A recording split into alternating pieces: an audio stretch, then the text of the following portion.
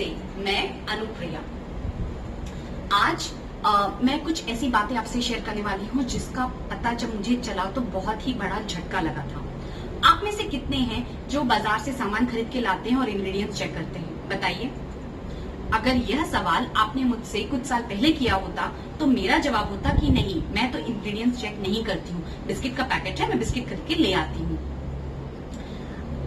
और बहुत छोटे शहर से हूँ मैं, तो ये आदत नहीं थी कि बिस्किट, मिक्सचर ये सब बाहर से खरीद के खाना, जूस बाहर से खरीद, जो घर में बनता था वही खाना हम खाते थे।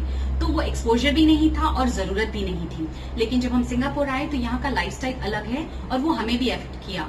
तो मैं तो आज भी नहीं खाती हूँ, लेकिन घर में जो बाकी लोग हैं उन्हें पसंद है और वो खाते हैं।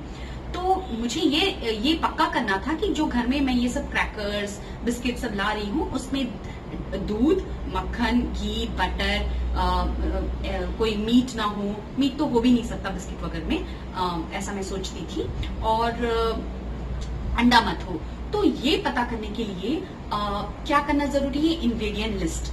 तो पैकेट उठाओ और उसके पीछे लिस्ट पढ़ो। जब वो लिस्ट मैंने पढ़नी शुरू की, पहले तो वो इतनी छोटी लिखी होती कि हमें दिखे भी ना, आंखें खराब हो जाए। उसमें बहुत सारे शब्द ऐसे थे जो मुझसे उच्चारण करना भी नहीं होता था, मुझसे अभी भी नहीं होता है, वो मैं कोशिश भी नहीं करती हूँ। ठीक है चलो। और फिर कुछ ऐसे कोड जैसे थे, जैसे E120 हुआ, कुछ ऐसे कोड्स भी थे। तो एक क्यूरियोसिटी हुई कि ये सब क्या है। और जो मैंने पहले वीडियो में आपको बताया कि आप वीगन फ्रेंड्स बनाने चाहिए, तो वो उस फ्रेंड सर्कल से भी मुझे पता चला बहुत सारी चीजें जो हम खाते हैं और हमें लगता है कि वो वेजिटेरियन है, लेकिन वो एक्चुअली होता नहीं है। ये छोटी छोटी चीजें जो हैं वो जानवर से आती हैं, जैसे कि लाल रंग जो है वो E120 है कोड उसका शायद, और वो आता है इंसेक्ट्स को, कीड़ों को क्रश करने से, उनकी चटनी बनाने से वो लाल रंग निकलता है। और ऐसा मुझे ये भी पता चला कि जो वनीला फ्लेवर होता है वो बीवर के गट से निकलता है। अब तो बहुत रेयर है, लेकिन ये भी मुझे पता चला। फिर जो भेड़ का जो ऊन रहता है वो भी हमारे खाने में रहता है। बी वैक्स, खूब सारे चिप्स हैं जो कि एनिमल फैट से फ्लेवर्ड हैं, लेकिन एक कोड वर्ड है उसका।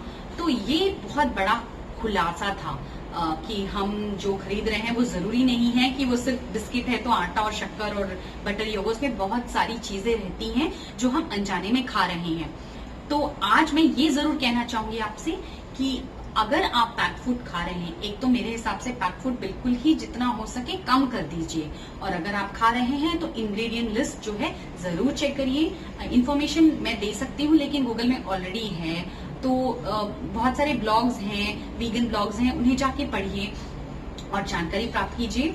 और सिर्फ मेरे बोले पे विश्वास मत कीजिए, खुद भी रिसर्च करिए और आपको पता चल जाएगा कि सारा जो हमारा खाना है वो कितना सही है और कितना आर्टिफिशियल है, कितना नेचुरल है। सो आज के लिए सिर्फ इतना ही। अगले वीडियो तक के लिए मैं अनुप्रिया, धन्यवाद।